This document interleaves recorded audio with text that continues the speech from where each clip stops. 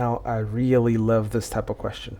If you've ever taken a class with me, you know that I always try and make this type of situation arise because I think that this type of equation, solving this type of equation, shows just how interesting mathematics can be if you just think about it in a different way, in a fresh way, in an original way. So as long as you try things in a different way, you can solve things that initially were for you impossible.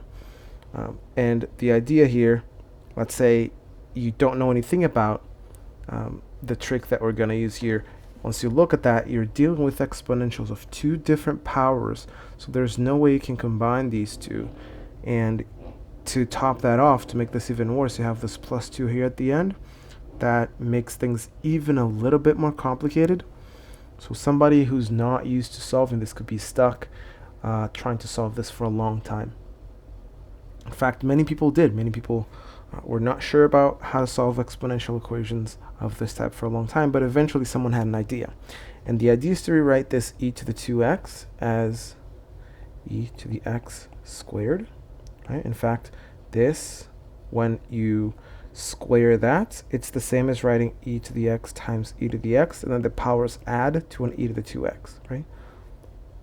So it is the same thing.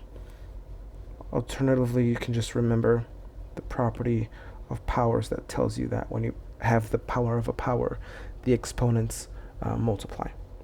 But in either case, you can now write this as 3e to the x plus 2 equals 0, and then it turns out that you have just one unknown power. And if you could just rename this something else, you could rewrite this equation as y squared minus 3y plus 2. And now we're back on familiar territory and familiar ground. This is simply a quadratic equation that we need to solve, something we've done for a long time, several times. So all we need to do is either quadratic formula, this is usually my favorite go-to method, or factoring whenever it's easy to factor. I'll go that route.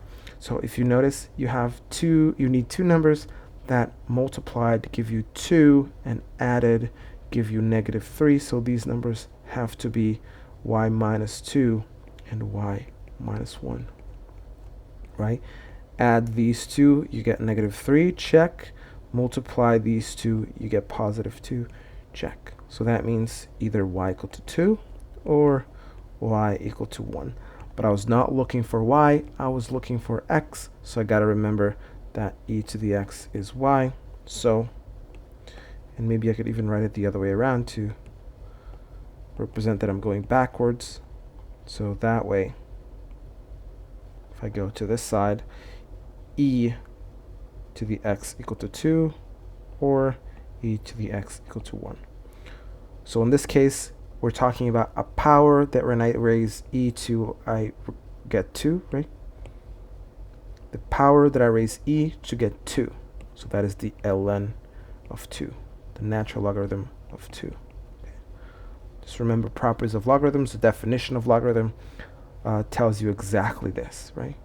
Maybe you came up with log 2 base e, but that's the same thing.